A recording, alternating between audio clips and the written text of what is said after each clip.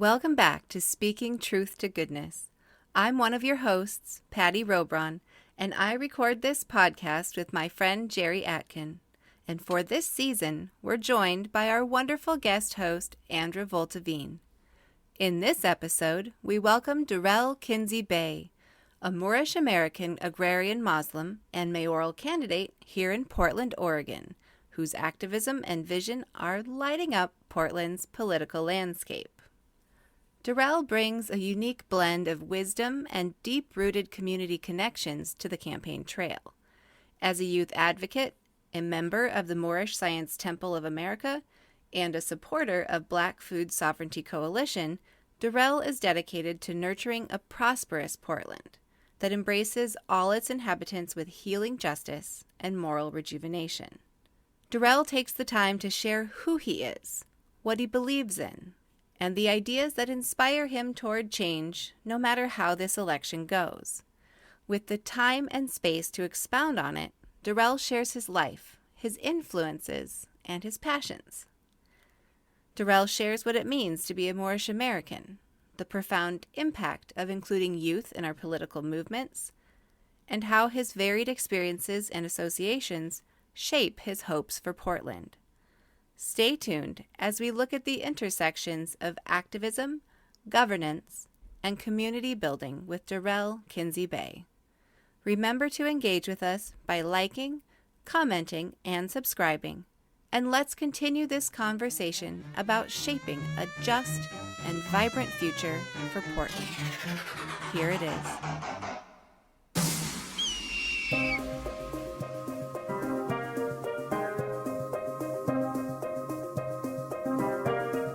Welcome to the table, everyone. Welcome to being here to get to know and to celebrate Durrell Kinsey Bey, a mayoral candidate here in Portland. And Andra, I just want to start by saying thank you for being so amazing in your own campaign to realize that this is a moment to rise together. And so thank you for bringing in Durrell and the rest of the people that are going to be coming here over the next few weeks. Is there anything you want to say to get us started out for the evening? Patty, thank you so much for having me here, and it's really been a pleasure to get to know so many of the other candidates, and I feel like I was in kind of a dark place looking at politics last year and really not certain about what was going to come of everything. And so as I was looking at the other mayoral candidates, I was like, a little bit not aligned. And then I saw Durrell and I'm like, okay, yes, go. I got to help this guy. So I immediately emailed Durrell and I was like, okay, what do you need help with? Let's go. And really, ever since we've really enjoyed collaborating. We've been working together, and it's just been a delight. So I'm really excited to make sure that he gets the mic.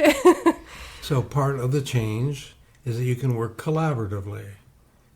It's not sudden death. It's not winner take all. Right. It's like, how do we rise together? How do we take what we all know? And I think the way the process is going, conversation last week, something very special is happening before a single ballot is cast, which is people are getting to know each other and each other's issues in a way that they wouldn't from reading it in the paper or reading in a book. I love the word embodied. We embody our beliefs, what we hope for. When we are what we hope for is already here. And now we just have to grow it. That's all we have to do. So I love this idea that this new form of city government allows collaboration. Right. I mean, we're not getting out of this without collaboration everywhere. We've got to start somewhere. City government would be a great place to start. Yeah, be an example for people to follow. Yeah. Well, and Durrell, you strike me as someone, just with the little I know about you, that does embody the idea of collaboration and community in all the work you've been doing. I appreciate that. Yeah, I'm excited to hear more about it.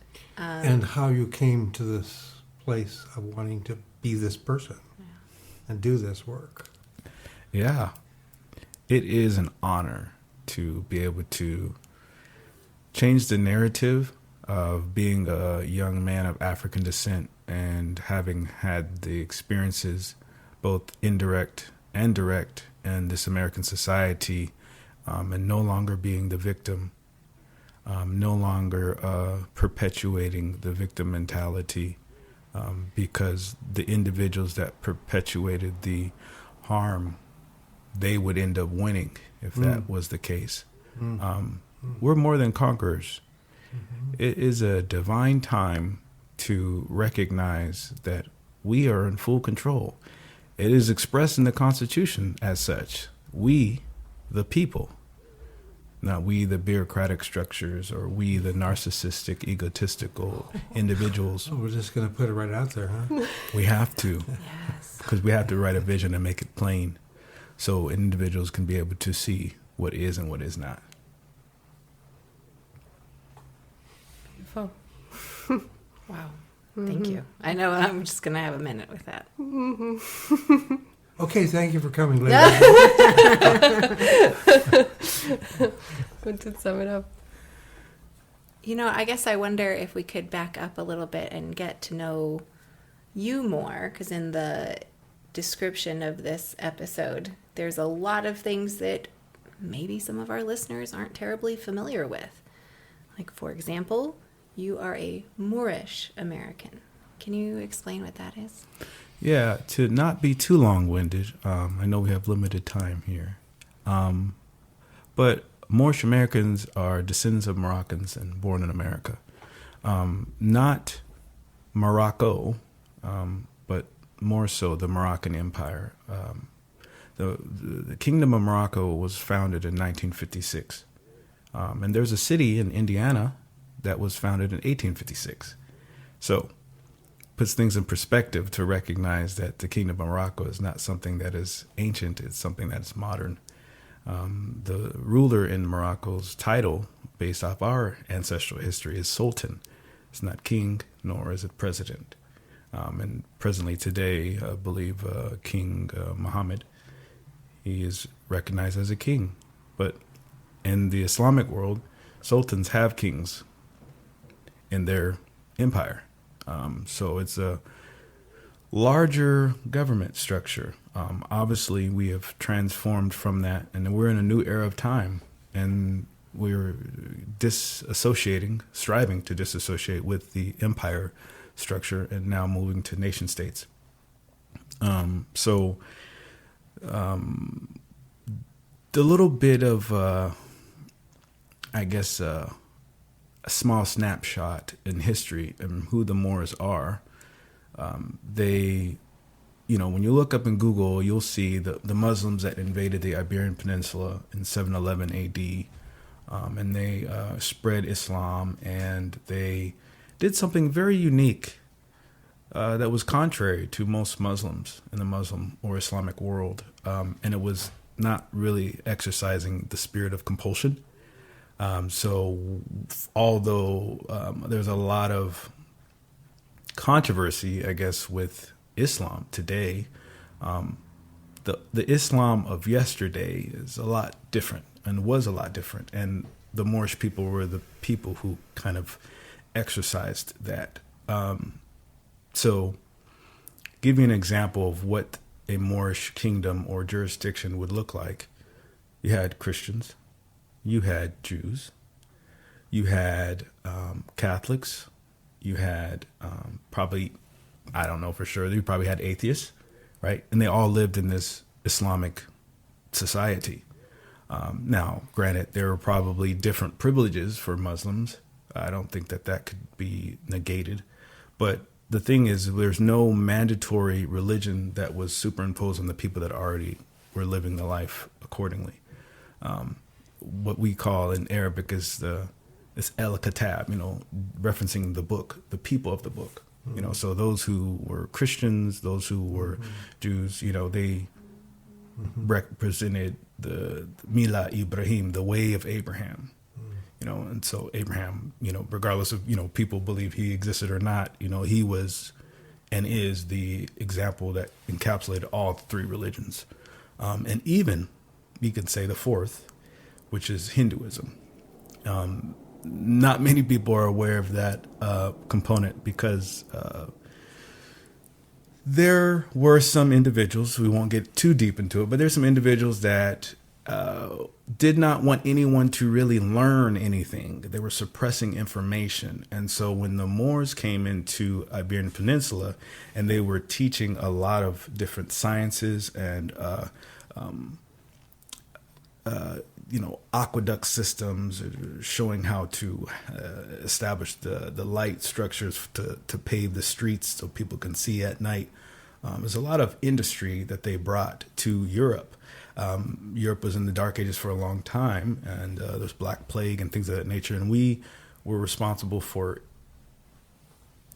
ironically, providing moral rejuvenation and healing justice. It's kind of a revelation that I just kind of realized that that's what we were doing, because it was all rooted in like actually healing the people from being sick.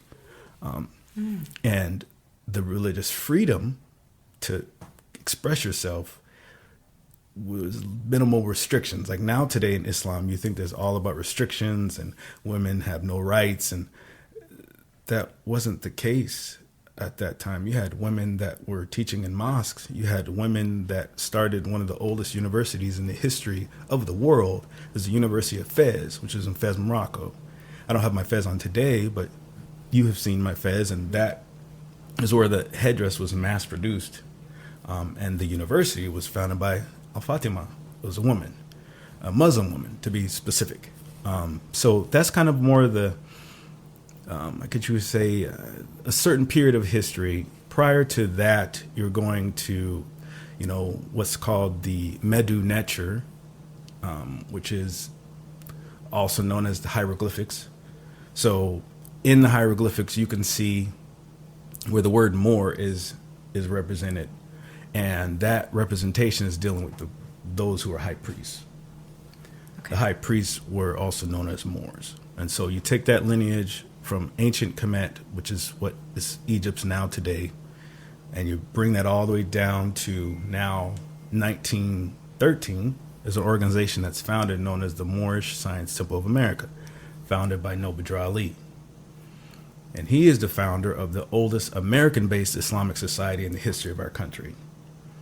Not many people know about him. He was assassinated, and he had issues with the federal government because he was adding value to those individuals at that particular time who identified as Negro, Black, and colored, and of course today African American. So he painted a picture to kind of encapsulate the lack of need to identify as a color. Because before people who identify as Black today, before they were in slavery, they were identified as Moors, like globally.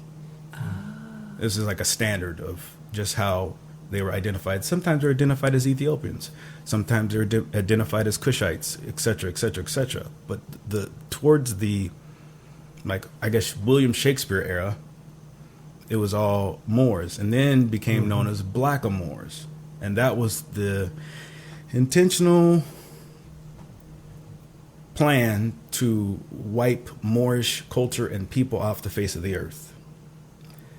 And so, being the natural human thing to preserve one's life and existence and family, they converted to Christianity to preserve their life.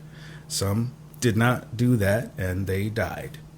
Some fled and went to different parts of Africa, different parts of Eastern Europe, and they learned the languages there, and they kind of assimilated into those societies and had children. And that's where you get, Gannibal, who was a Russian general in the Russian military, and who is African descent. And you start seeing all these different random so-called Black people in these European coat of arms, or these European historical stories, or these mythical stories that are actually real stories. Like, Moorish history is so vast for world history, but it's been neglected. And it's not in the best interest of the United States to project this existence of these people. But yet, they're the ones that got Aristotle, Socrates, Plato's information, and they converted it or transliterated it from the Greek to the Arabic, and they then birthed the Latin language, which that's not something that's considered. It's considered a dead language because the people that use it are now in a dead state, and they call themselves black, which in common law, try not to get too deep, but in common law, it's civilator mortuus, which means dead in the eyes of the law. And so when you identify yourself as something that was created by someone else or something else, you then become their property. Just like when the Bible, God said, Adam named these things. Oh, this is a goat. This is, whatever language he was speaking, he had dominion over those things. And so nobody really wanted to stress the importance of us identifying who we are and standing on that, whether our life was at risk or not. And we then reestablished our Moorish heritage and culture, and we are now American citizens, so we are Moorish American. That's like a small, with all the historical context I could possibly give you in that short segment. You are correct. Google did not give me that. Well, the thing is connecting dots. Yeah. Which just like the game, just connecting those dots is so much fun. Because if you look in history and you say, oh, I wonder who the Berbers were. You're like, oh, the Berbers, North Africa. They were this tribe. And the Amazigh, there was another tribe. Okay, that's so cool. But they don't tell you that those are Moorish tribes. And then they don't tell you that there were Jews who were Moors, who were not Muslims. Mm-hmm. Right? Because Moorish people are Semitic people. Yeah. So how does this translate into the energy in you to come forward into a political arena in hope of healing? One of the biggest things that I would say is uplifting of fallen humanity. Because when you look at just particularly America, and you bear witness that there's many lies that have been told on every single possible thing you could think of that causes things to be distorted. So if they're distorted, then things get murky. And things get stagnant. Just like the story in VeggieTales. Oh my gosh. Right? Did you watch VeggieTales? Because I definitely watched When VeggieTales. I'm having a moment that you just said that. Yeah, Okay. nostalgic. He What kept the lying. hell- What the hell are you talking about? He kept lying. Which one? The one when he kept lying and lying and lying and never told the truth, and he got so big he started destroying the whole entire town. Oh, okay. And all the people in it. Yeah, we've And got then the Larry moment- Boy coming up. Yeah. You remember Larry Boy? Yeah, the rumor weed. The rumor weed. All I remember is where is my I'll hairbrush. just I'm go sorry. get it. Okay, that's fair. I loved Talk that about episode, something I will say. going back. Yeah. That's it. I missed something. I did. I cleared it up. So there's this religious kids show that where they would tell Bible stories, but all the characters were vegetables, and it was very much like me and Patty and Durrell's time. It was a very millennial moment. I was in college, so I'm a little older than y'all. Okay, but all it's right, Yeah. all right. Durrell and I are the same age though. We're 30. weeks apart. Yeah, exactly. Yeah. Yeah. It's pretty cool. That's awesome. I mean, I watched it I'm a dork a in little college bit, anyway. little bit Okay. older than, Fair enough. than you. Okay. At So at maybe 83. maybe I can use a reference. Let's see. You said 83. You were in high school. I was in high school I graduated in 1957. Okay. So Came back from Africa in 1967, which was a hell of a year to come back to the United States. Absolutely. So Yeah. you're familiar with Patrice Lumumba? I am. Okay. Well, not personally. Well, of course, Right. but the era, right? It I was did about meet truth. Jomo Kenyatta, but that's another story. Okay. Okay, microphone. So yeah, But just give me an still, example of those freedom fighters that you're aware of. Malcolm. Yes, I am. Stokely and- Carmichael. Yes, absolutely. And my concern is, just taking just from that piece, is the energy of the civil rights movement and people literally willing to put their lives on the line for what they believed created an environment in which lots of really good things could happen. And I'm trying to figure out in my own mind how we get back to a place where people can engage as deeply and as passionately, because this felt I felt more alive. I mean, I still feel very alive. There's no question about that. But I don't have the community around me that you're trying to rebuild. So what I'm interested in is how, as you enter this political process, as community organizers, because that's basically we're trying to organize communities. We're not trying to get political power. We may need it in order to accomplish certain things, but the goal is to reconnect that which has been broken. So I see this as a moment where we can make that effort. Will we be successful? It's up to us, I suppose. But that's the moment of hope for me in these new elections, and the fact that you come as a representative of the issues of climate, which affect everyone. And I think we talked last week. You have conversations with all of the candidates, so that they're learning this reality in a way that you don't learn from reading the newspaper or reading a book. Embodying. I'm going to come back to my word for tonight, embodying. Mm-hmm. We show people what it looks like to live a good life for all of us, not just some of us. So that is what in this moment gives me hope. And, I've been around politics for way too long, man. Double jeopardy shouldn't have to do it this long, and it shouldn't get this toxic. That's just wrong. Mm-hmm. So I see a lot of hopefulness in this. So I see what you are bringing from your tradition, your heritage, and how that shaped you to now be this healing force on the planet. Yeah. Like I was saying earlier, with the identity, right? Nationality is the order of the day, is how I see it. And I think that in this American society, we kind of told every immigrant that came to this country to disassociate their culture and heritage and maybe even their religion, to suppress it, water it down for the sake of someone else's own approbation. And that is a grave mistake, and it's diametrically opposed to the Constitution. So this Americanness that we have kind of trivialized is a real thing.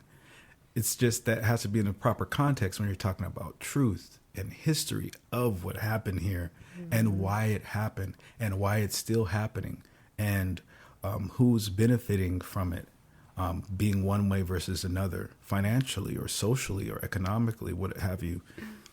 We have to get to the bottom of these things. And we get there by how we think, reason, will, and understand.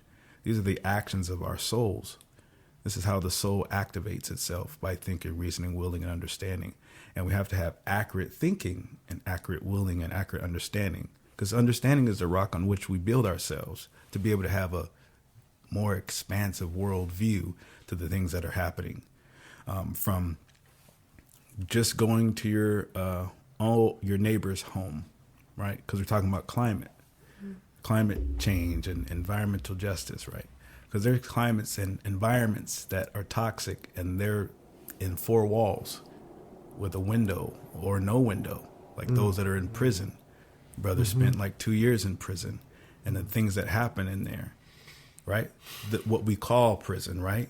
Because there's some people that are in prison right now in their own body, and they're allegedly free to walk around, be able to go to the grocery store, buy things, have a job, have a business, but they're in prison. This is mental bondage, which I often call mental slavery. And so to set these captives free, we have to embrace the truth. Not my truth, the truth.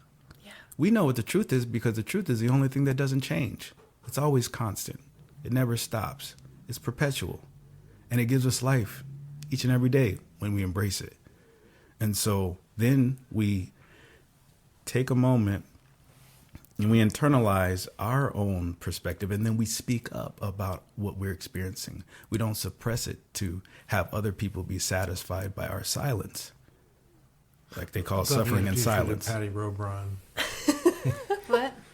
This is what he's talking about, is what I see you living out every day. That's what she said. Well, Well, I mean, all of that's resonating real hard. Yeah. Yeah. me and Patty have had lots of conversations about like, how do we get people out in the street? How do we get people to wake up? So yeah, this is all really resonating How do we for get people sure. to stop and breathe and embrace the truth? Yeah, and it's interesting. I'm listening to this book right now called Sand Talk, which is by an Indigenous person in Australia, and they talk a lot in that book about embracing the diversity and how in Australia they had many Indigenous tribes, and they've kind of been all conglomerated in the identity of Aboriginal, right? But the everything about their culture is no, we all have diverse opinions. We need to be talking to people who are diametrically opposed to us and listening for that kind of a truth, and that is the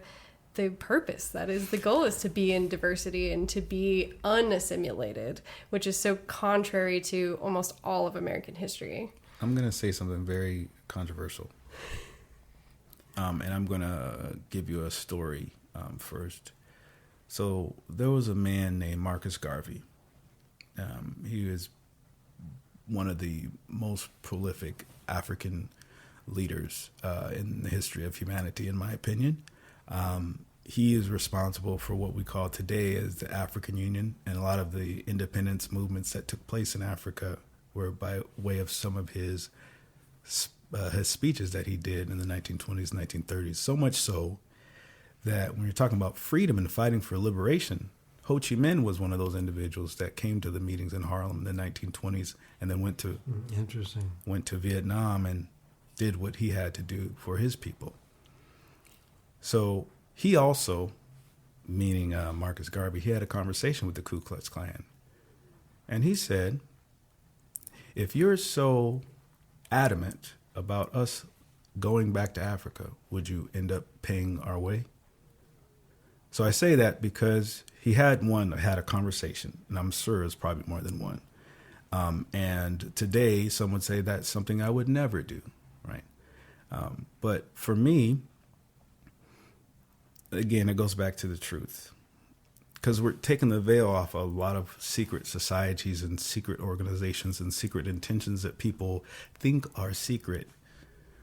That's why the truth is associated with light, because when it shines in the dark, we could see very clearly. It's evident, right? So when talking about diametrically opposed views, there's an organization known as the Ku Klux Klan.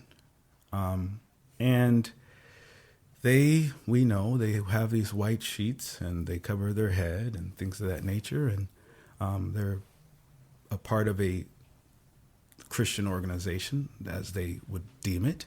And come to find out that those actual white robes that they wear are actually inspired directly by the Moorish people.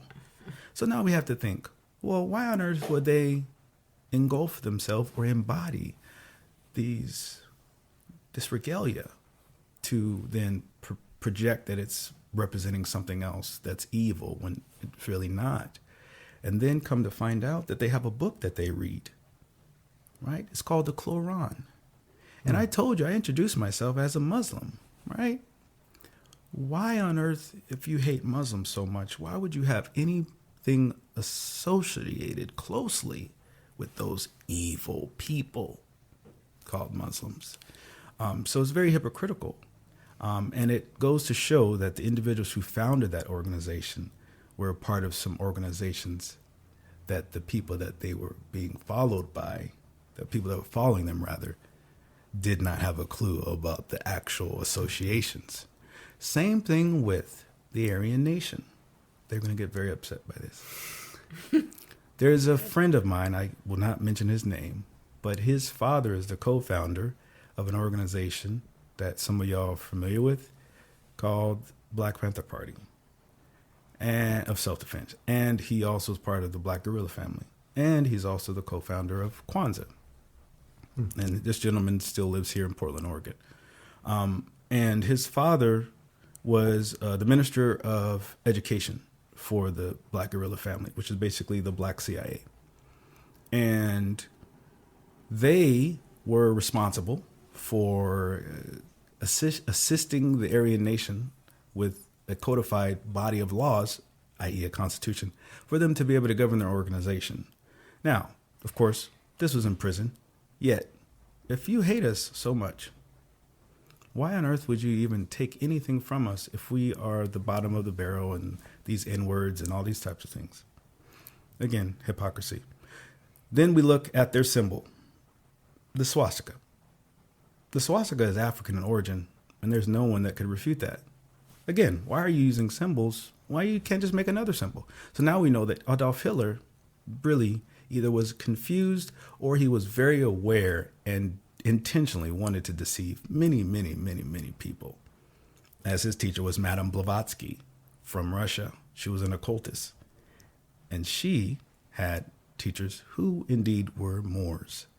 So we really have to recognize that a lot of these things that we consider power are nothing but illusions. And these diametric opposed views, in real reality, they're not really different. It's just our perception of what it is that we're looking at. You know, just like the story of the elephant. 4 of us. Andra is by the toes, on the floor, on their stomach. You're on your stomach, right? By the toes of the elephant. You're by the tail. You're by the trunk. And I'm under the belly. And I say, hey, Terry, right? Jerry. Jerry. One of those areas. Jerry, what do you feel about this creature? Because we're blindfolded. What do you feel about this creature that we are touching? Oh, it's like a fuzzy ball, but it's like a snake. It's a snake with a fuzz ball on it, being the tail. You say, oh, no, this is an anaconda. This is not at all an elephant. And I said, well, this is like a big, huge belly. This must be like a bear, right? And Andra says, oh, well, this seems like a little mini baby dinosaur, like a turtle, because of the little toenails for the elephant. So again, we're looking at the same thing, even though we're blindfolded. We're getting our perception true just from that ray of light that we are casting. Mm-hmm. So that's one of my biggest ambitions, is to kind of eradicate this false sense of bravado or confidence about hate. It's like literally love conquers everything. And now it's also about submission to that love and yielding to it, which some people in the so-called far right may have issues with, because they're wanting to superimpose certain ideologies on people, and yet they don't want the so-called far left to superimpose ideas on them. The thing is, left and right, if you think about your hands, is a part of a body. All right. And so, they should work hand in hand. Also, even thinking about the left brain and the right brain, they have to work together and have those neurons firing at all cylinders so the body can think, reason, will, and understand effectively.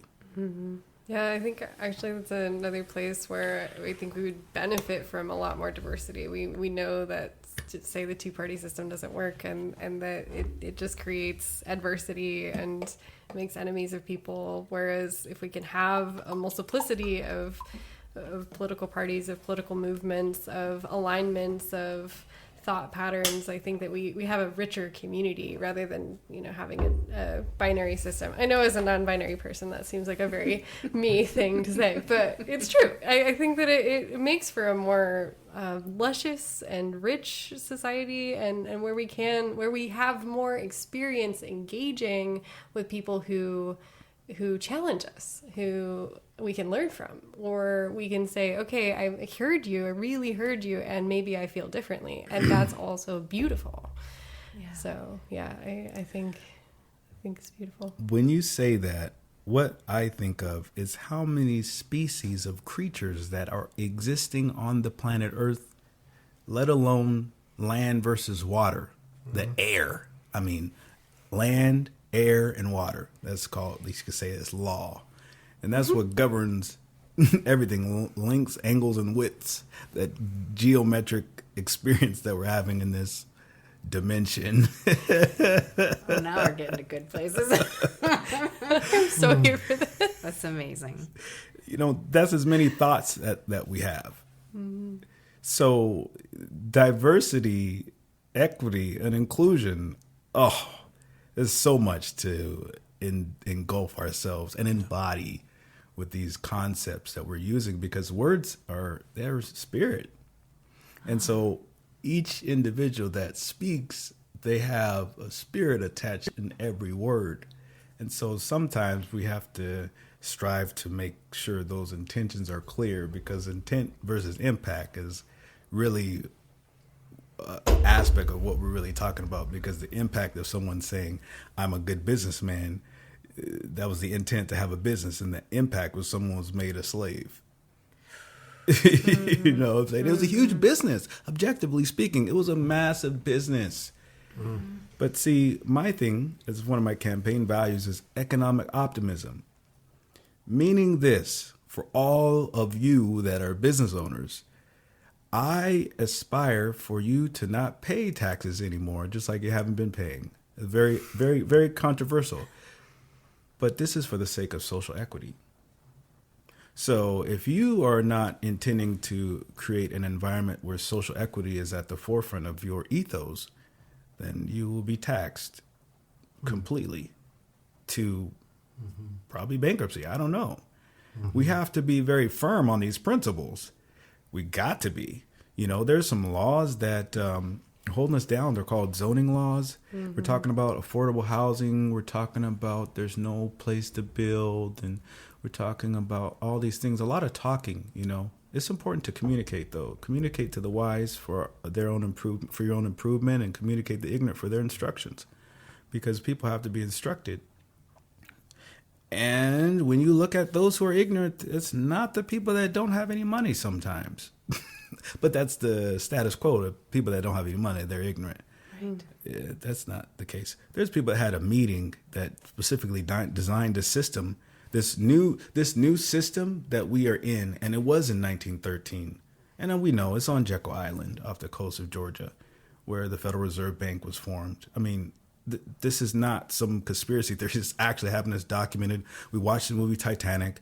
We thought it was super sad and romantic, the sex scene and all that type of stuff. But we got distracted because we didn't realize that was a real event, and J.P. Morgan was a part of it. And there was other individuals that were part of it, the Carnegies, a few others. And someone had an insurance policy on the ship. They said they were going to have a meeting. They were going to tell them these great ideas. They told all these people to come that had all these assets that somehow they had a vested interest in. And so when they made sure that ship sunk to the bottom of the ocean, they were able to capitalize on it.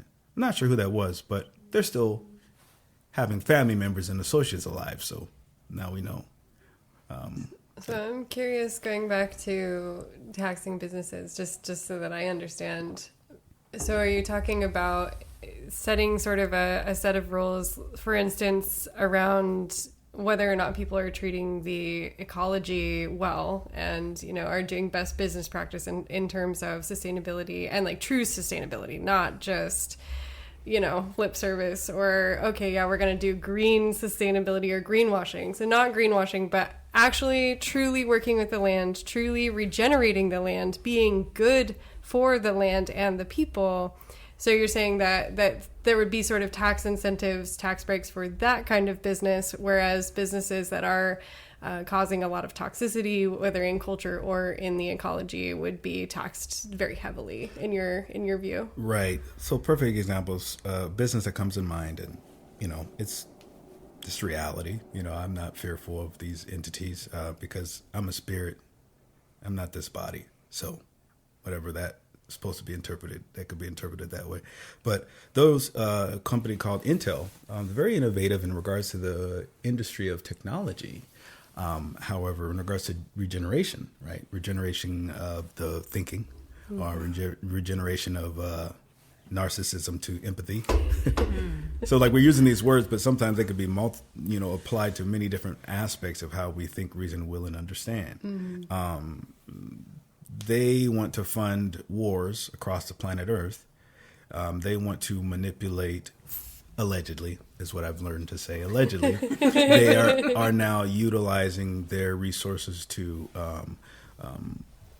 pigeonhole different universities across the country to submit to their beck and call.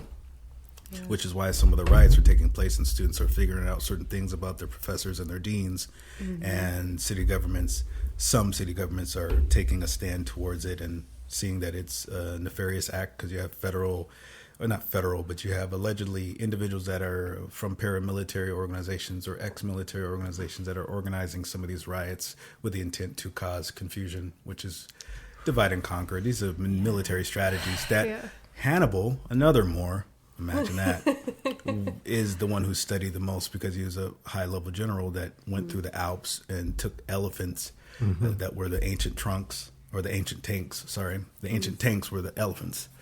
That's what kind of is designed off of, and that's what he was riding into, kind of fight against the Roman Empire.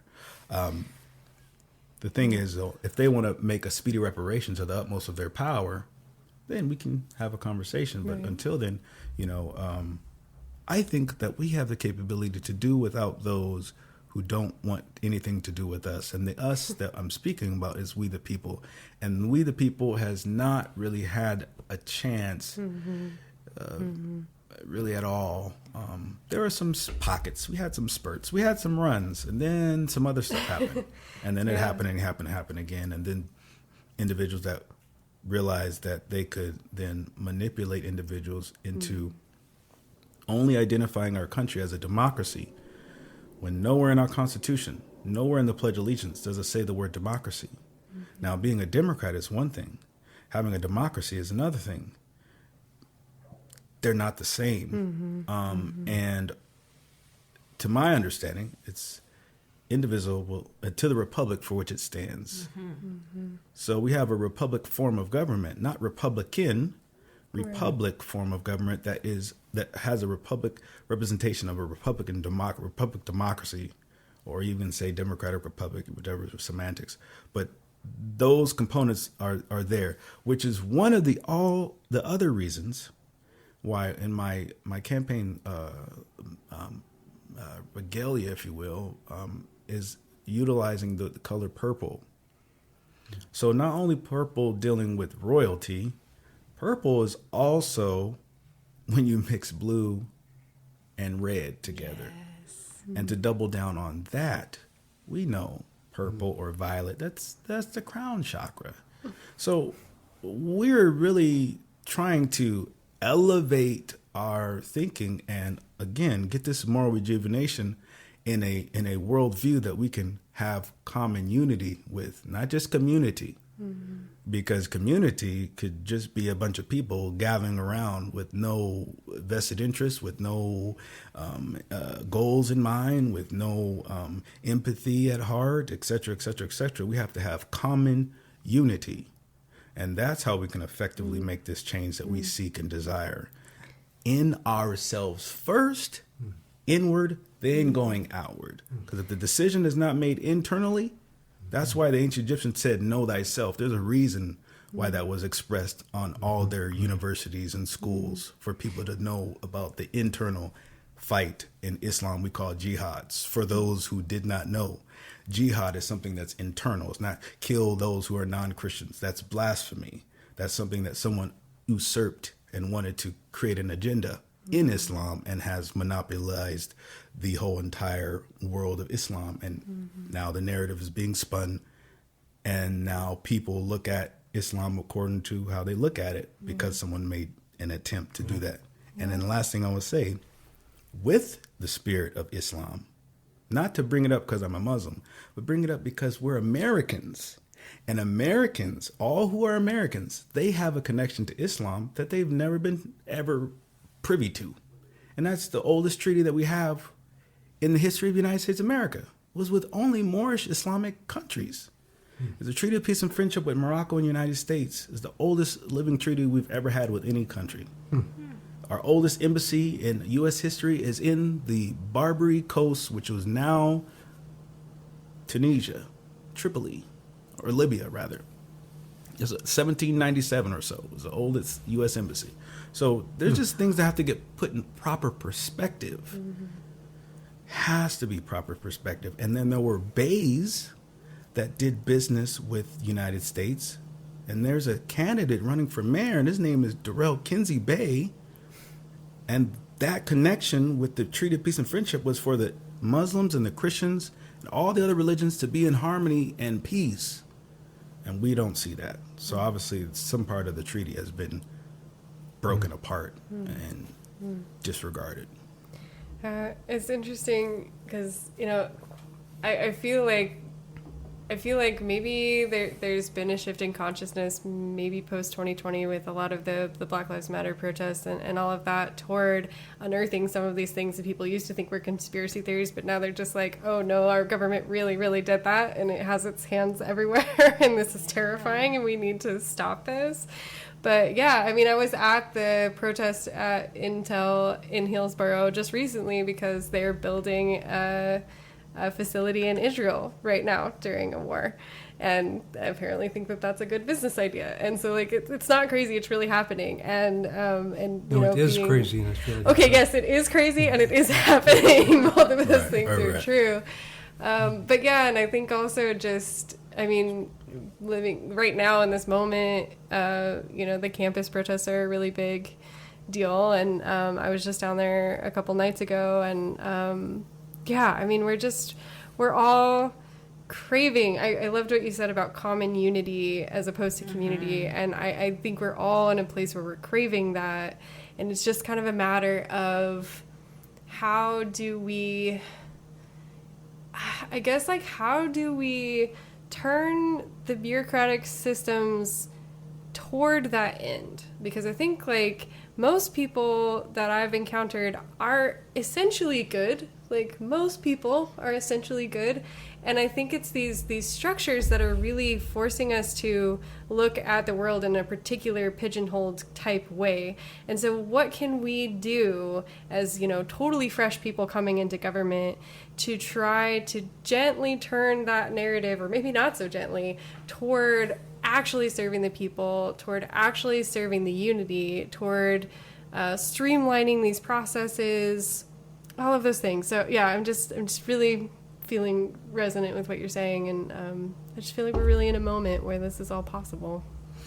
Yeah, I mean, there's some things that are simple for the first step, and then the follow through is where things get challenging, because there's a lot of distractions in this world and in our society that are intentional, some, and others are just so happen to catch our attention. You know, one thing for sure and two things for certain, when it comes to getting individuals out to participate in the civic engagement process, you know, predominantly these people are adults. And being a youth advocate, I think to myself, and I've thought to myself, where is the civic engagement classes? Where are the classes that are teaching civics in the school system? Because I mean, I work in the school district, and I heard a rumor allegedly that it was stripped out of the education system because it provided a lot of leaders, it provided a lot of activism, it provided a lot of change that individuals that had alleged power were not ready to yield to. And so we have to get back into that. I think that the things that we're going to establish, see, the thing is about this, that I want everyone here and everyone listening to understand. These changes that we're talking about are going to happen. It's inevitable. We get to decide kind of like when, right? It could be urgent, or it could be, you know, when I'm 50, 20 years from now. I aspire for it to be taking place in the first year of my administration, at least here in Portland, so we can showcase what it is that we do and how we get down. You know, and people have to own their decision to vote who they want to vote for. And perhaps maybe even make it subjective and a little bit of objective in the decision making, because you definitely want your emotions to kind of have some interaction with your decision, but you don't want your emotions to be negatively manipulated to a point where you say, well, this is a candidate who's a Muslim terrorist, and now he's going to be running for mayor and is going to make Sharia Islam all over the city of Portland. Well, no, that's not how it works. And also, to get to a point of having a clear mind, you have to understand what Islam is about from someone who's practicing Islam. And understanding, too, just as much there's diverse religions and nationalities, that's the same amount of religions there are in Islam, where most people don't want to talk about that either. You know, there's Shias, there's Sunnis, there's Sufis, there's Hanabis, there's Wahhabis, there's me, you know, because we don't practice any of those groups' way of practicing Islam. Islam in China looks Chinese, you know, but there's people in Saudi Arabia who have a lot of resources, and they kind of dictate what Islam looks like on the world scale. And because of that, that then taints the worldview of a lot of other things that are happening and why people respond and react to certain things. And so, again, we have to recognize that the youth is relevant. Like, you know, I often, you know, feel that they've been neglected in so many ways. Mm-hmm. And so now is a time for us to put them at the table.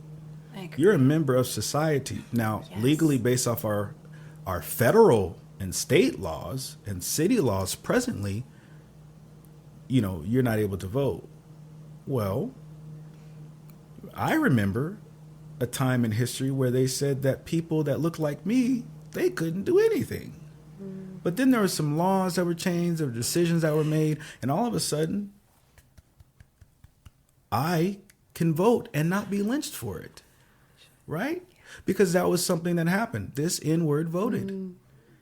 And this is something that Noble Drew Ali actually put in action. He had over 3,000 members of our organization voting a particular direction for particular candidates. At the same time in the South, they were lynching our people for the same act.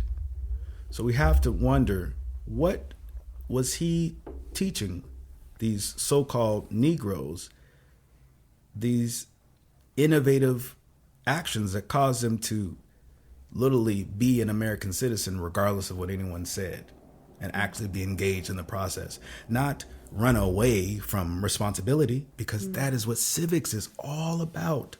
The responsibilities and duties of citizenship. People are talking about burning the flag, taking the flag down, don't have any understanding of what the flag colors even represent.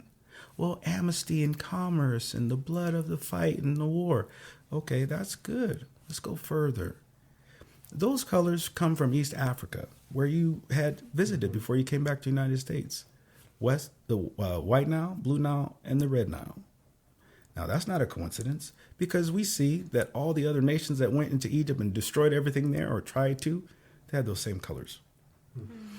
And when you put those colors together, what do you get? You get purple. And then when you go further than that, you see that those are Canaanite colors. Those are colors that they expressed when they were traveling on the seas. So it's like, we have to put things in the proper context so that way we can clearly understand where it is we are and where it is we're going. Mm-hmm. You know, and this is how we recognize, like, okay, if I'm a person of European descent and my ancestors were English or my ancestors were Dutch and they owned slaves, okay, that was your ancestors that did that. My ancestors did horrible things. Yeah, I talk about the great stuff, but the horrible things, they had slaves. And the whole concept of slavery that they, you know, end up experiencing was something that they did first. That's something that no one in America, predominantly, that's of African descent, doesn't like to have that conversation. Mm-hmm. We talk about how we were kings, queens and ruled the seas, and we mapped the stars and the skies, and we found Ceres, and we found all these galaxies and without a microscope, and we did all these masterful things, created whole building structures, created the pyramids. Yet we made a decision to own a human being, and then we had karma. But people don't like to hear that because they're like, oh no, that's the victim mentality. We have to take responsibility. The whole concept of slave or Slav is from the Slavic people. They were one of the first people who were human slaves on the planet Earth. And then everyone else had been subjected to that. And prior to that, we have the concept, in servitude, which is something totally different. People were, in a contract, a literal contract with someone, then they had to do whatever it is that they told them to do. That's one thing. The other thing is being a slave, where your whole history, culture, religion, the name of your God, the name of your family lineage is wiped out.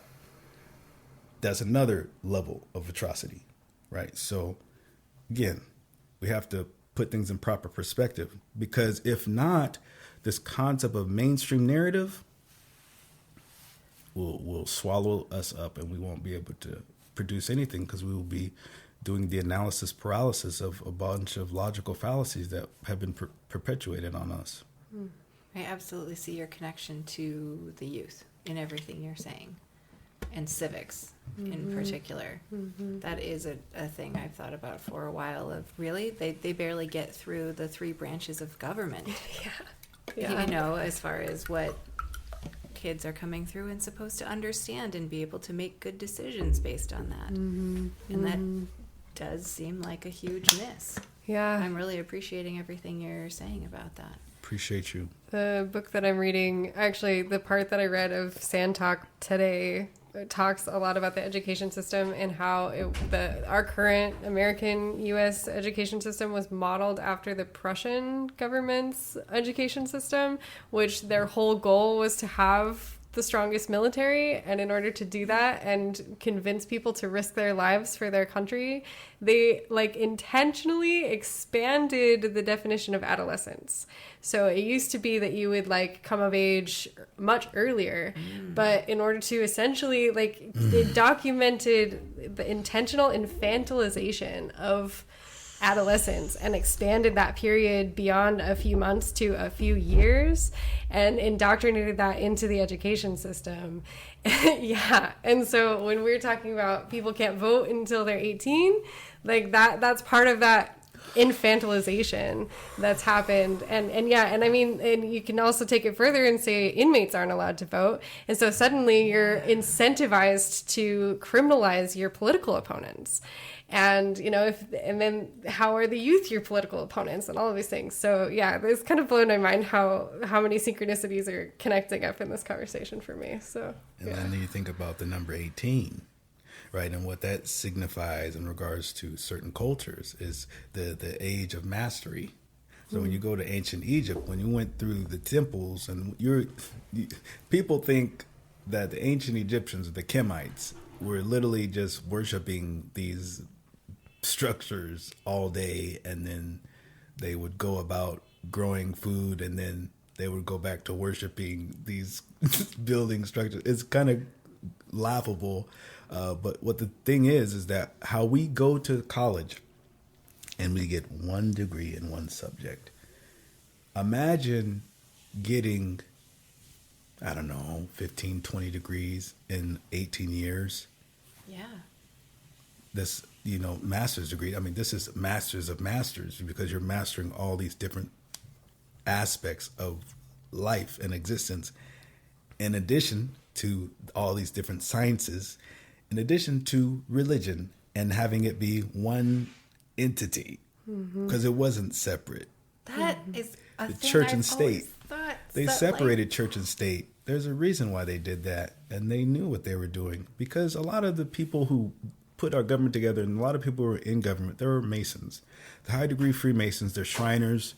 They're part of these secret organizations, and they know a lot about what I'm saying. They just took an oath not to say it in public. They say this stuff in private, or trivialize it, or learn it in their ritualistic experiences, and then because they have a quality network, then they put those people in powers to continue to have the control in the back, so from, judges and, police officers, police chief, and of course, the molding of this society. Oh, it's so crazy how they did this. Like, it's not good, but it's like fascinating because you did it so methodically. Like, you literally thought through it. And then as it unfolded, you're like, oh no, let's do this. It's like, no, let's pivot over here. So they first, it was for like those who were descendants of Irish people. It was a time where certain places on the East Coast, they lived with African people. Like, they hung out with them. The Irish are often called the N-words of Europe. Yep. Because they're potato farmers. Oh, you're lowly. You're a white N-word. Could you imagine hearing that? Just that phraseology, white N-word. Wow. Like the mindset of a person who's actually felt the need to say that for someone else. Because that's why some of them were actually on the plantation picking cotton with my great-great-grandfathers. Mm-hmm. Some of the Irish were. Absolutely. And then they end up getting promoted. So then they became the officers or overseers. Sound familiar? Mm-hmm. Yeah. Shout out to KRS-One for that one. So overseer, officer, right, then went get the property, the slaves. But see, they flipped the script on us because Abraham Lincoln, who they don't want to tell, is of African descent as well. And that's one of the reasons why they killed him, as well as him wanting to stop the central bank from formulating in America. But that doesn't mean, because of his ancestry, that doesn't mean that he cared about these people that he's connected to. He was a businessman like everybody else. And his plan with the amendments was to take everyone out of chattel slavery and put them in mental slavery. Because it was thought that when you go into the 14th and 15th Amendment and it talks about the citizenship, it had nothing to do with a lot of people. It was more so those who had seceded from the United States government. They formulated the Confederate States of America. They were no longer, they expatriated. They were no longer Americans in that regard. And so then they had to get citizenship back through the 14th and 15th Amendment. But the people who were slaves, they were citizens. They were born here. They just wouldn't recognize as such. Constitution talked about all men are free and equal. Now, their intention versus their word. So the letter of the law versus spirit of law. It is what it is. It's written. Just like how the Bible, people say it was written because it was written down.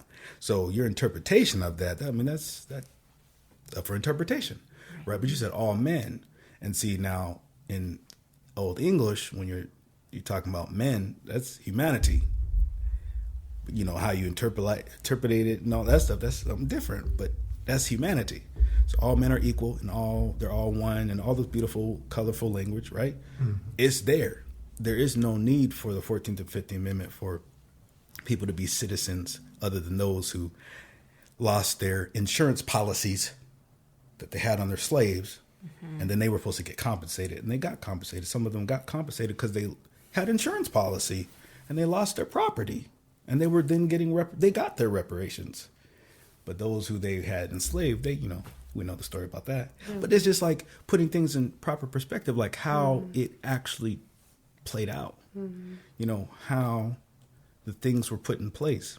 So back to the Irish, though, they promoted them to that position. Then they got into the unions started coming out because at one time, it's so crazy because the unions, a lot of them were, I wouldn't say they were racist, but it was kind of predominantly only Europeans who could be involved.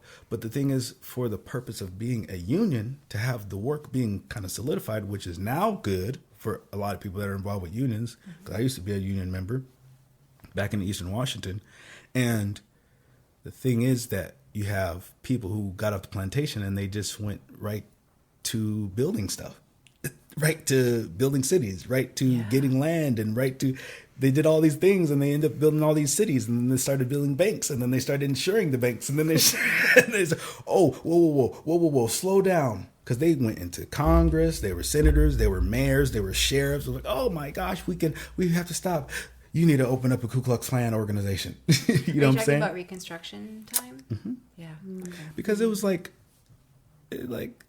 I mean, I don't know how many senators and congressmen that existed that were African descent that were in the South. Yes. Like, it's asinine. This is like, oh, no, we don't want to talk about that. We just skip over that. Right? I remember learning about that for the first time, definitely as an adult, and being like, wait a second, we were doing it? We were like building a world together, building the country together? And then people got pissed. You know, it's really interesting because it's really similar to what happened with serfdom and the formation of capitalism. Like the way that a lot of people tell the story that, capitalism saved us from serfdom. But what was actually true is there was a whole bunch of peasant and serf rebellions, and that we had a more equalitarian society, especially in Europe, that's where I know about anyway. Where they were very community oriented. There was common land that people shared and nurtured, and information commons and all of these things that we are talking about wanting today. Mm-hmm. And then people who wanted to accumulate capital and who had the land, they decided to enclose the land. So then there was the process of enclosure, which made it possible for private property, which made it possible for land ownership, which made it possible for wealth accumulation, which created capitalism. So capitalism actually took away all of the things that we held in common as like a peasant class. So it's very interesting how stories get told, right? And it all comes around. But I guess, like, for me, and I love that we're taking this conversation all over the place globally and, federal government and all of that. But I guess, like, I'm really curious about what you feel the unique opportunity is in being part of a local government and being part of a city government and your role in that. What do you think about that? I love that because politics is local. Because it's just a Rotarian complexion. Like the cities govern themselves, and then the county or the regional government, and then the state government, and then the federal government. It's just all Rotarian in complexion. Nested scales, like we talked about last time. There it is. And so, to recognize, that as a city we ought to work towards being self-sufficient. Like it's one thing to say you're an American and that be that. It's another thing to say, this is my expression of being an American as a city, which is a goal of mine to be self-sufficient and provide food access to every Portlander. Mm-hmm. Not just providing it, because if someone gets a fish, they eat a fish. But you teach someone, or a vegan fish for my sake, they can be able to learn how to get their own fish. And so that's transforming these yards into farms. Because those yards that were created goes back to the conversations we've been having where people wanted to get out of the country and then go into the city with the big lights to then get a job. Wait a minute, you own like 85 acres. Yeah. And then your brother, he owned 100 acres. And then so on and so forth. It just left it all behind. And so we want to look into how we use our water, when dealing with the Water Bureau, to be able to add value to these plants. So that way we can have something to eat. And it'll kind of go back into the serfdom component in regards to community, the commune, the commonality, because then we can be more intentional when it comes to the neighborhood associations. Like that's one of my biggest things is to get the neighborhood associations more fortified in their association with the neighborhoods. Oh my gosh, that's such a good description.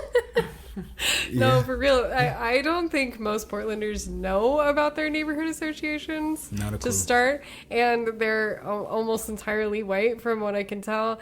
And yeah, and then they have very broad, very confusing definitions of what they are, what their powers are. But yeah, it could be a really wonderful community resource and a way for people to get involved. But yeah, so say more because Yeah, I'm well, very, I I'm want here the for neighborhood this. associations. There's 95 of them in Portland, and I want them to be like the city within the city. Yes. That government that's of the people, literally only for the people in that area, and being able to come up with great ideas to be able to, provide any access to support the community members, right? Because we do live in Portland, right? And then we are American citizens, right? And then we are humans, right? So going again into the in and then bringing it out, like that whole cycle of what sustainability is really all about, and regenerative agriculture, I would say, and then regenerative thinking, regenerative empathy, because we have to stop just using the word and actually put it into action, because we obviously have shortcomings.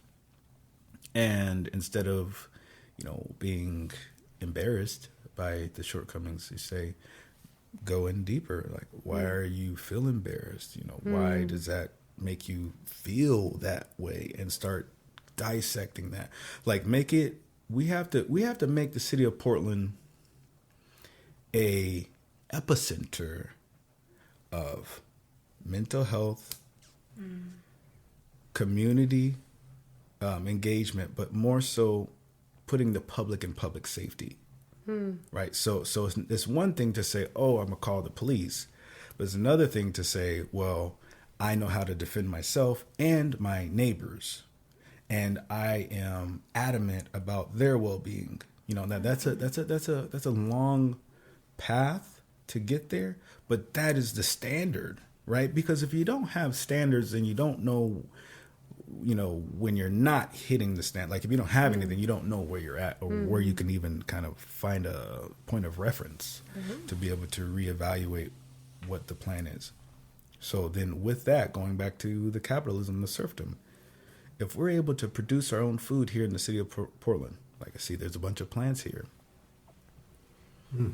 the food that we eat and the grocery stores we go to may not be as many as needed, because you have more markets, you have more community interaction, you have barter systems taking place, because we are in American society and the US dollar is what it is and has all these manipulative abilities, we don't have to use the dollar the way that this has been used. I mean, there's no law that says you can't use other means of trade and transportation and agreement. That's the ancient way of doing things, because that's the way that worked. And there were some people that then wanted to make some adjustments that was nefarious. And then we have what we have today.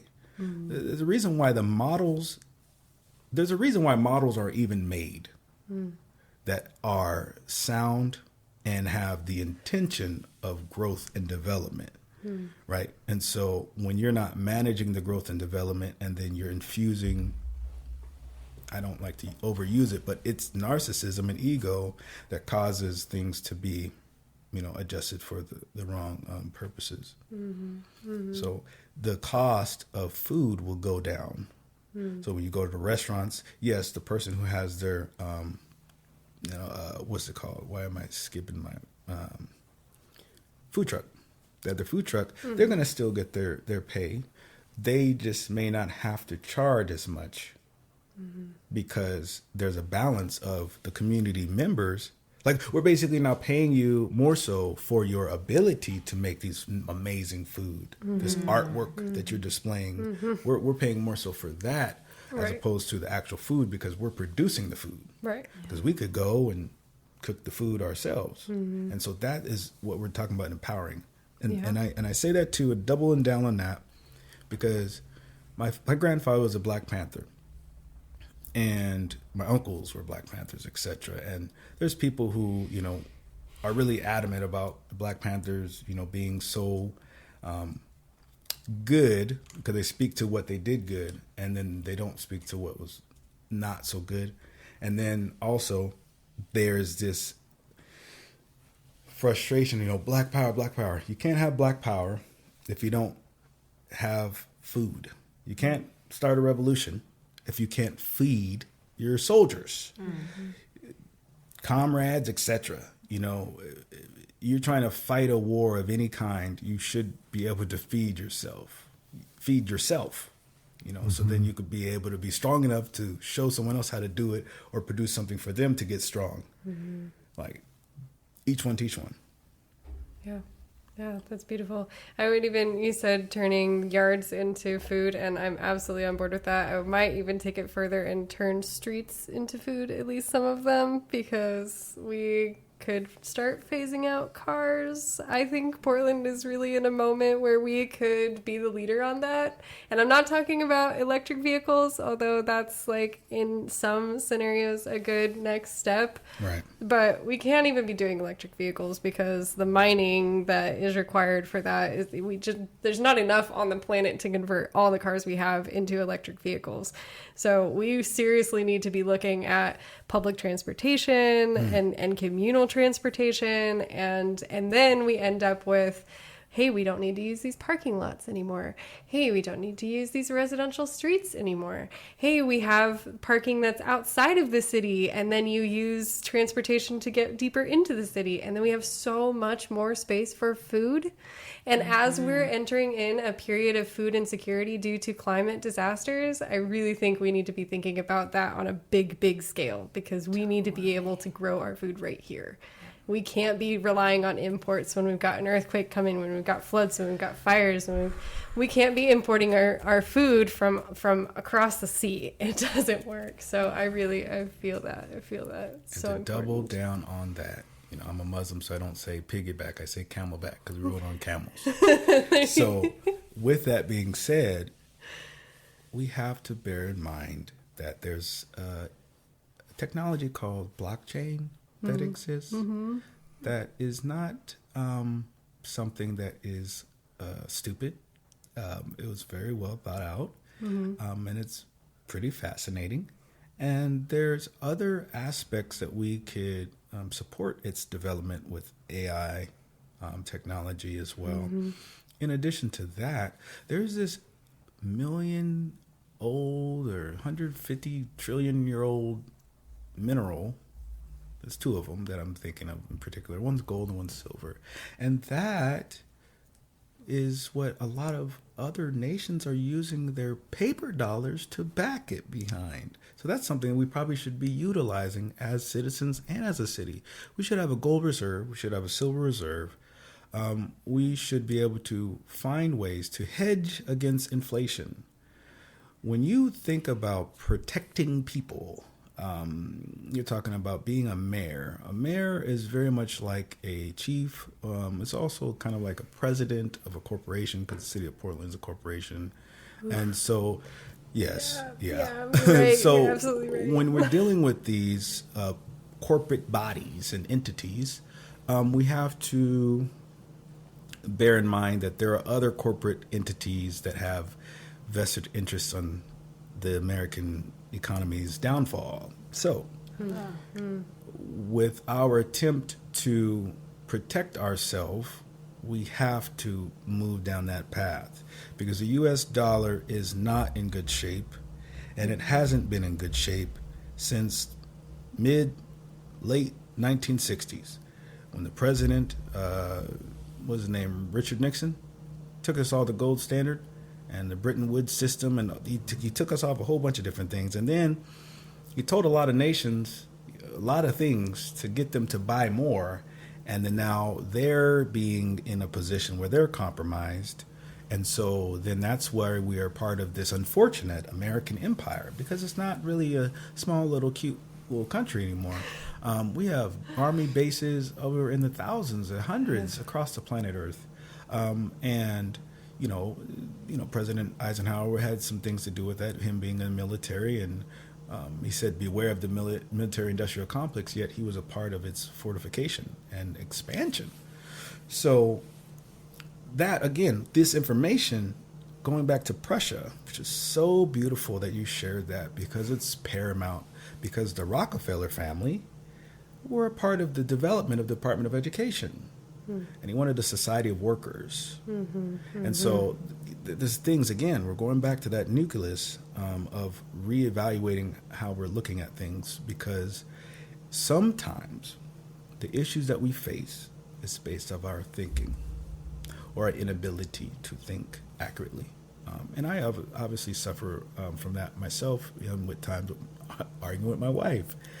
The wife is always right. And so even when my ego thinks that's not the case, I have to submit to the truth, because that's what my campaign slogan is: truth will unite us. And of course, the caveat is we have to embrace it. Again, we have to embrace it, and we have to embody it. We have to be what it is we know. Like I said earlier, this is already going to happen. Everything we're talking about is going to manifest, whether I'm elected or not. That's the beautiful thing. Because the universe, God, Allah, El Shaddai, whichever, is always in control. Like, if you're thinking about those positive thoughts, the innovative thoughts, the strategic analysis of all these systems all around the world, people are actually doing that. That's not like you don't get these certain systems or ideas because no one's actively thinking about a plan of action. That is hopeful. Absolutely. Hope is the beacon light. Yeah, I agree. When you're lost at sea and you see the tower, not the light tower, I'm not, Jehovah's Witness, but respect to the Jehovah's Witness, the watchtower, you have that light that kind of shows what's in the dark, so it can reveal itself. Yeah, and with that too, those who have been concealing these things that I'm sharing with you, because unfortunately this is not new information. I'm 30 years old, and this information has been out before I was even born. My father and my grandfather both served in the military, and they learned things, and it's like, oh, wow. So, yeah, the public is really far behind in a lot of ways. Like, there was laws that were passed in, 1933, to be particular, at April 5th, where the Federal Reserve, went into effect. And then that's when the gold standard was structured in a certain way with FDR. And then that put us in a certain situation. And he was the one who served 12 years as a president, because he was trying to position things so the order could continue. Of course, his uncle or some, that's why the conspiracy is that all of them allegedly are related. All those people. Oh, yeah. But going back real quick to the separation of church and state.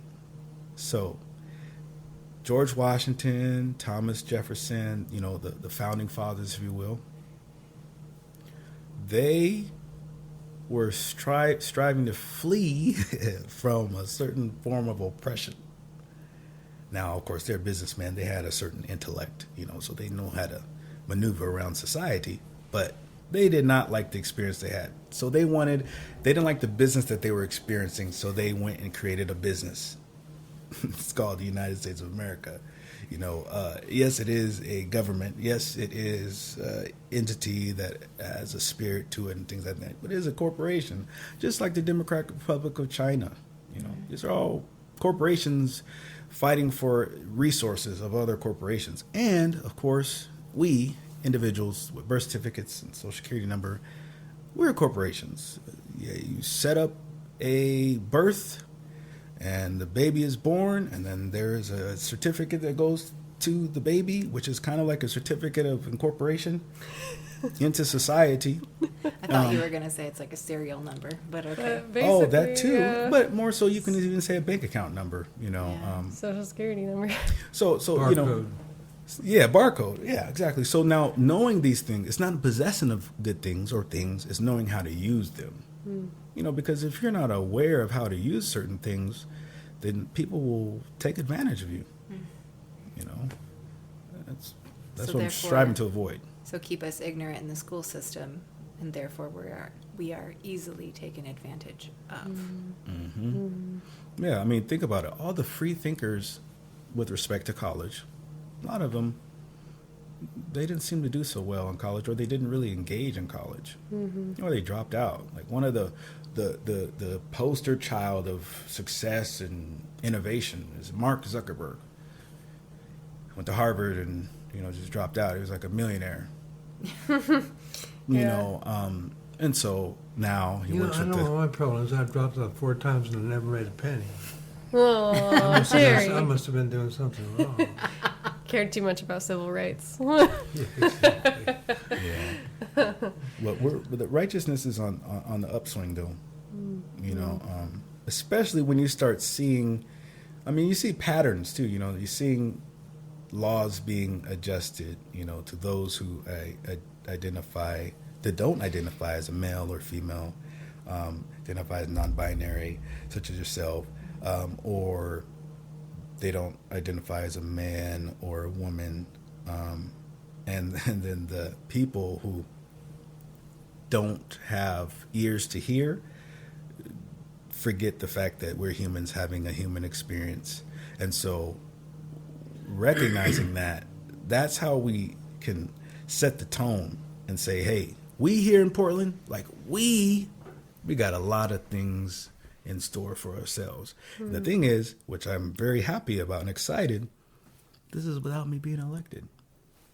With that being said, those who may come on this podcast that are running for mayor, the question that should be possibly asked is, if you are not elected, will you be able to fulfill the things that you're striving to do as mayor? Because I know without a shadow of doubt, I will be doing that. Mm-hmm. Because it's about the work. I want to be the mayor of City of Portland, to be the leader to put things in the proper direction for the country. This is a national election. It's not local only. That's why, to respect that, it's just to showcase the locality. Mm-hmm. This is what everyone else can do. Mm-hmm. Mm-hmm. Be a part of it or not. Because when we begin to fortify our city and its structure, and everyone's empowered. You know what I love about what you just said, though, the fortification aspect? Everything else you've said during this conversation flies in the face of what my brain would have said about fortification at the beginning. Because fortification, to my mind, is building a wall, enclosing it, keeping it safe from outside forces. But what you're saying for fortification is the bridge. Bridge. Yes. But entirely from within. Yeah. Like that it's starting within and moving out from there. And including people, bringing people in. And fortifying it by virtue of its unity. Well, kind of like when you can fortify yourself with vitamins and minerals, right? Like it's in it, right? Like kind of like that. Totally. You through nourishment, you can fortify yourself, right? And that comes back to food. And while we're going back to food, I want to go back to water, because you mentioned that we need to be really thinking critically about our water and how we're using our water and how using we charge it people for something that's natural. Yes. Right, exactly. And we talked a lot last time in our podcast about bioregionalism and organizing around watersheds and things. And I would really like to see the definition of Portland change to be more centered around our ecological landscape instead of our municipal landscape. Yeah, those things that have no tangible evidence except someone telling you that this is the border and this is not. Yeah. That is asinine. And it is ludicrous with respect to Chris Bridges, the rapper. It's common sense is not common. And when you're dealing with bioregionalism, which is a fascinating concept, and dealing with the Cascadian Fault, like we talked about financial, we talked about economic, we talked a little bit about social, but now it's a point that we dive deeper into climate and environmental aspects of things. From the outside, from the inside, we talked about like the home environment, like domestic violence, like environmental justice, that doesn't exist there. So we have to definitely address that in regards to environmental justice and climate justice, because that home climate, if it's like that for families, a lot of these innovative, ethereal plans that we have on our agenda will not manifest. So that is something to also consider in regards to climate justice and climate transformation, if you will. So partnerships. The goal is to strive to connect with different municipalities to be more in sync. Mm-hmm. That is a will thing and a desire thing. And we have to just keep pushing for it. I mean, I'm going to be pushing for it because we have to. It's so simple to me in a lot of ways. But like, when I think of bioregionalism, what comes to mind is agrovoltaics. Agrovoltaics, super fancy, I know. All the smart people come up with these fancy stuff. But agrovoltaics is essentially utilizing I guess you could say a concept of using space to produce more solar energy. Now, of course, we have the panel issue with the cobalt mines and stuff like that. However, it's something that we could examine with care. So an example is you have your rows, and then between the rows, you have, your walk space, and then there's a little bit more space for these, basically these posts that are solar panels that go with the sun all throughout the day, producing solar for that area constantly. And then the agrovoltaics is a concept that's more on the water. It's panels that are floating on the water. Wow. So like think about Marine Drive, like having an excess amount of solar panels, idealistically, that would be able to produce more energy from the sun for the city. And also, when talking about, collaborating with other municipalities, let's bring that to Astoria, bring that to Seaside, and say, okay, we're going to be in partnership to be able to produce more energy for the state of Oregon. Like, we're not talking about, let's do it for our city. Like my vision is for us to be able to work on self and then be able to build on out, to then be able to have sustainability, to then be able to show that model to other cities, to then collaborate with them to be able to do it for the state, then to do with the state of mind with that in mind to then go across the country. And then as we do that, those who have any other intentions other than to add value to American people, they will no longer have those ideologies. They won't really exist anymore. They'll be obsolete. And that's why running for mayor is so paramount, because, again, it's not only a national thing, it's also international. I have connections in Africa. I have connections in Europe. I have connections in Asia. And there's things in the United States called sister cities. Well, instead of just doing an exchange of ideas and culture and food, because I like food. Obviously, I'm on a fast, but I love food. Collaborating economically. And it can be done because right now, currently, our state of Oregon has some sort of a trade agreement with Ireland, of all places. And beyond that, the state of Illinois has just announced that the sovereignty of Liberland, which is a country in Central East Europe, and they bear witness that they're a sovereign nation. So I began to think, like, wow, states can actually do some interesting things. It's just a matter of motivating them. Yeah, well, I mean, Oregon is listed as, or I think Israel is listed as one of Oregon's top business partners right now, too. So Oregon is definitely playing on the international stage, that's for sure. Wow. I know. I feel so educated by this evening, everyone. Yeah, and then creating economic zones. I mean, there's different ways, because right now, when we think about nationally, or internationally rather, Africa is producing the youngest, most innovative people on the planet. And it's not because it's Africa. It just so happens to be in Africa. And then we think about how neglected and oppressed and subjected African people have been just in the continental region known as Africa.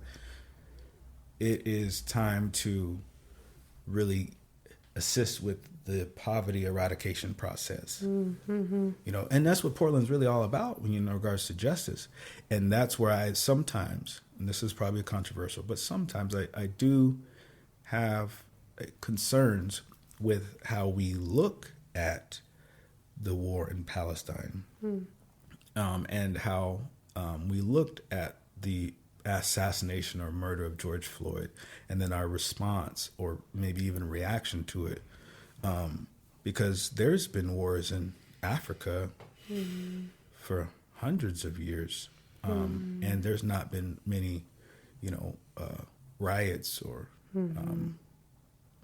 promotion for that, and even here in America, like America is one continent with 3 different regions. Right. So in America, in southern part, you have cartels, you have people that are subjected, you have people that are trying to come to the United States of America, and they're being raped and they're being manipulated in so many different ways. And that's because of the Monroe Doctrine.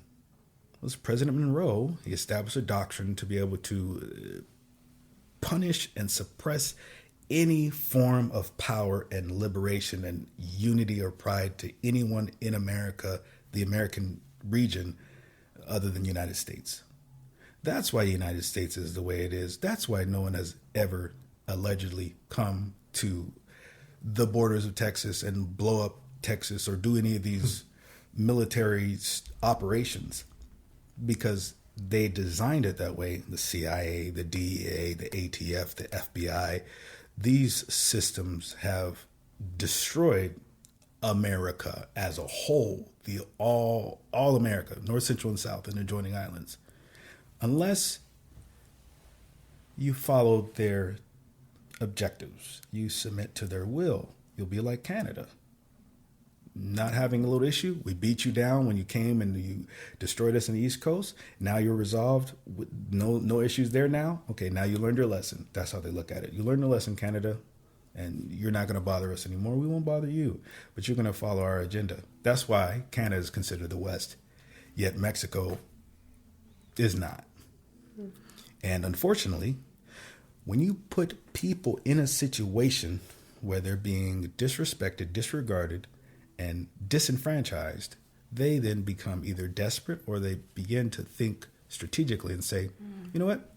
I'm done being bullied. I'm not going to be bullied anymore.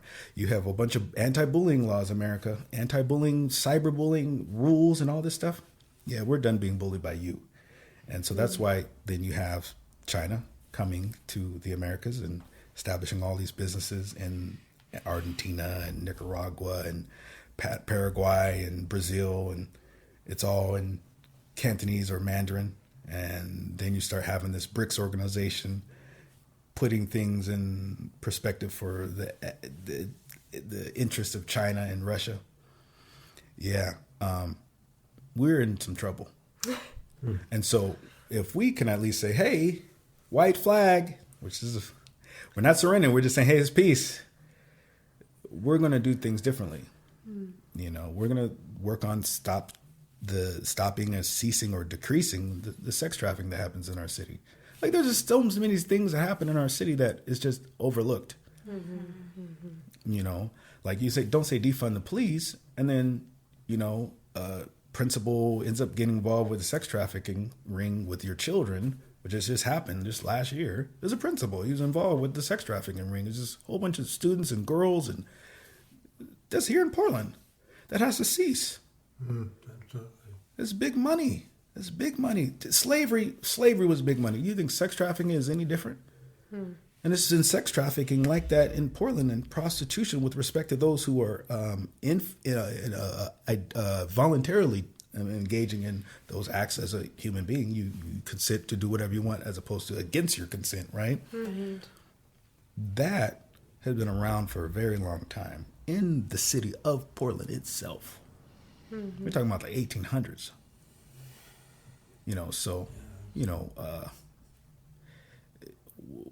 We just have to change the way we think that our life's going to change, because that's the end. That's the encapsulation of what we're discussing here. Is change the way you think, and your life will change, and make it a lifestyle, not just a quick fix. Because my message today, Friday, May 3rd, 2024, will be much different. Friday, May 3rd, 2027. That'll be way more developed to eradicate a lot of the atrocities that we see just in our city. So it's time to get to work. We're doing a lot of talking. Not that we are doing a lot of talking. We got to do that for the sake of helping the individuals. But there's been a lot of talking, a lot of planning for plans to be planned for planning's sake, to plan about how plans are going to be planned out with no implementation. We have to put things in action. Action is her delight, and she will not be departed from it. That's how the soul works. The soul is active all the time. The soul thirsts after knowledge, just information, good, bad, or indifferent. The soul just wants to experience it, take it for a ride, go down that rabbit hole, come back up to the universe, even if the information is destructive. The soul just thirsts after this. Oh, so good. So the talking's important, but we can't stop there. Yes, and actually I wanted to jump on that a little bit because I was at a land use and transportation forum where they were talking about land use and transportation plans for 2040. Whoa. And I'm like, I'm sorry, but we've got 5 years before we have like massive food insecurity, transportation insecurity, climate change.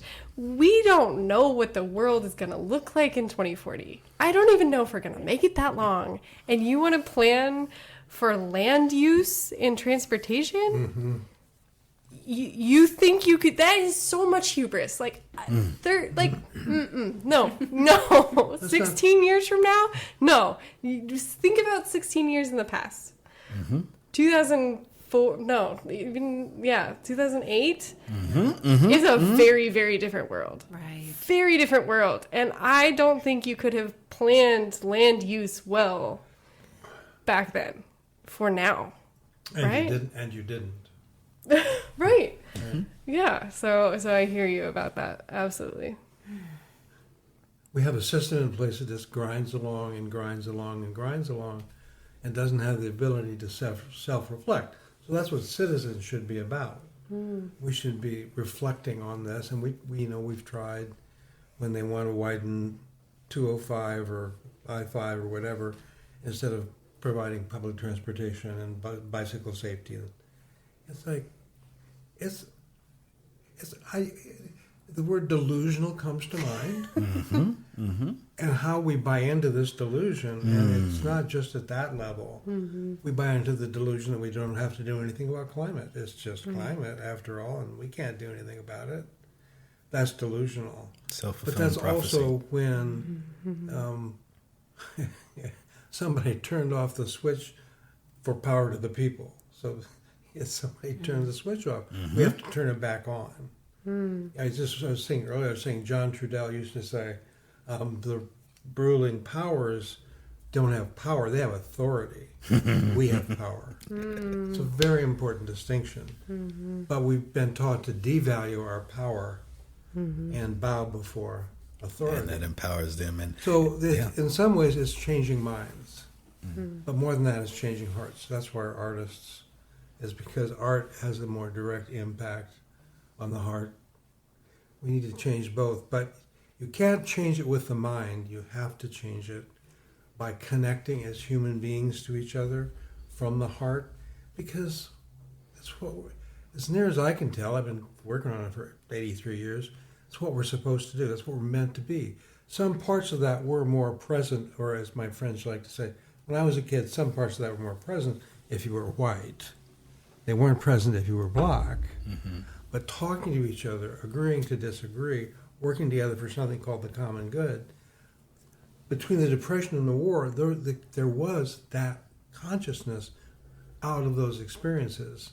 And then, I'm not exactly sure where it all went wrong, but greed and individualism taken away from mutual assistance, which is another thing we'll be talking about. Oh, mutual along the aid. way. Yeah, mutual aid Yeah.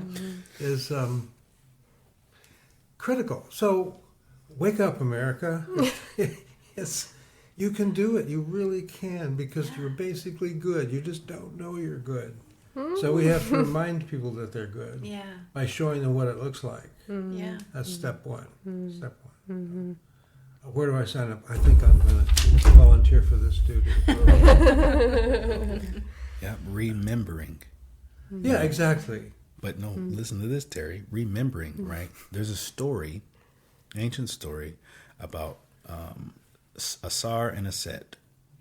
Or Asar and Set, sorry. Set was his brother. Asar was the one who represented the sun, and then Set represented the moon, right? But there was a time where they came into a conflict, and Set killed his brother, chopped him up in a bunch of pieces. And then Set, his wife, came to remember his body, because the body was dismembered. So thinking about that in a philosophical perspective of the dismembering of the heart of humanity in our country in particular, it was dismembered. So we have to remember, we have to reattach these components that have already worked. They've been tried and true, and again, going to fortifying them and impregnating ourselves with these embodiment practices and approaches.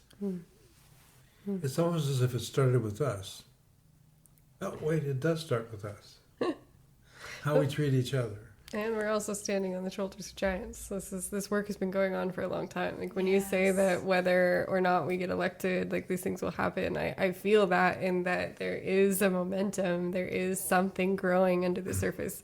I've heard about it talked as, a mycelial network. There it is. Right? And so that's been growing underneath the ground, and it fruits up every once in a while. And I feel like the George Floyd protests, the Palestinian rallies, they are fruiting bodies, but they're indicative of a larger growing network of culture where people are starting to understand what's going on in Congo and Sudan and South American countries and all of these things, because we have these fruiting moments.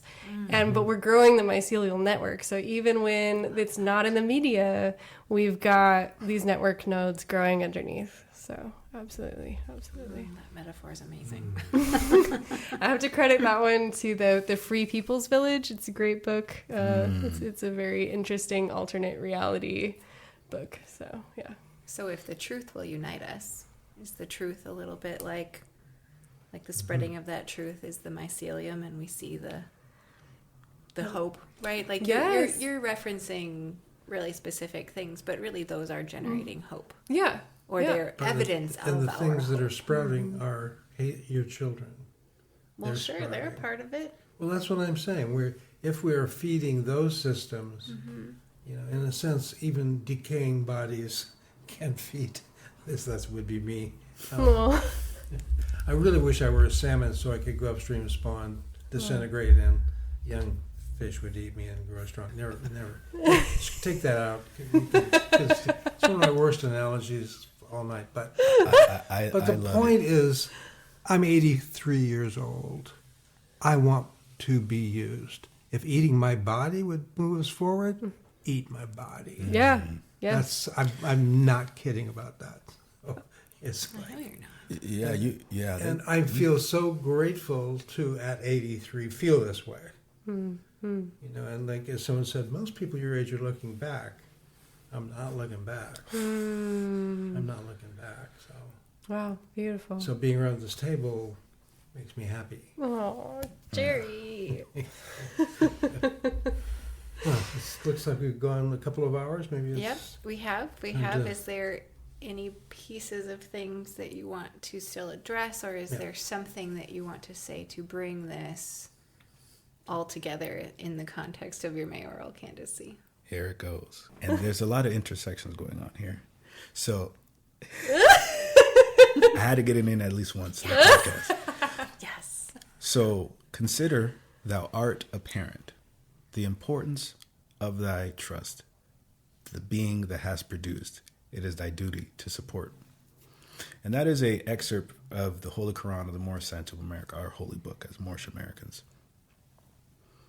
it's full of multiple entendres. And one of them I will address and say, our thoughts are our children.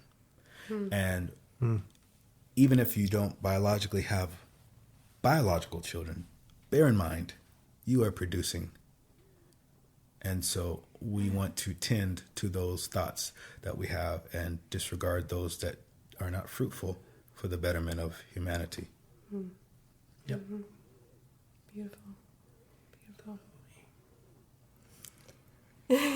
Thank you. How exactly do you record a smile? With a different device. Yeah. Oh, it's called video, isn't it? Yeah. We're not there yet. This isn't video? No? Well, I'm not going to clean up next time.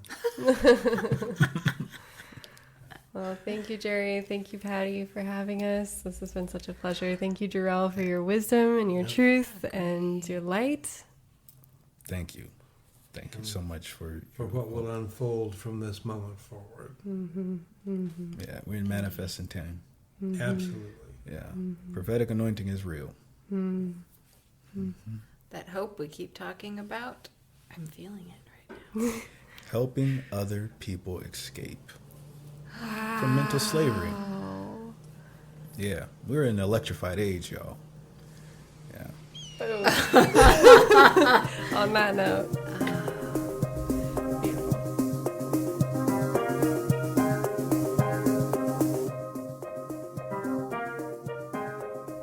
Thank you for joining us for this episode of Speaking Truth to Goodness.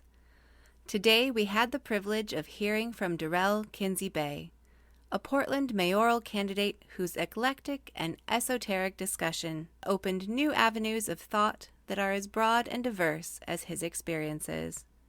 Durrell shared insights that go beyond conventional campaign talk, weaving in his rich background and philosophical thought that challenges us to think deeply about what leadership and community engagement really mean in our times. While today's conversation may have meandered through a range of topics that stretch wider than the immediate scope of his campaign, Durrell's approach reminds us of the vast array of influences that shape a candidate's vision for their community.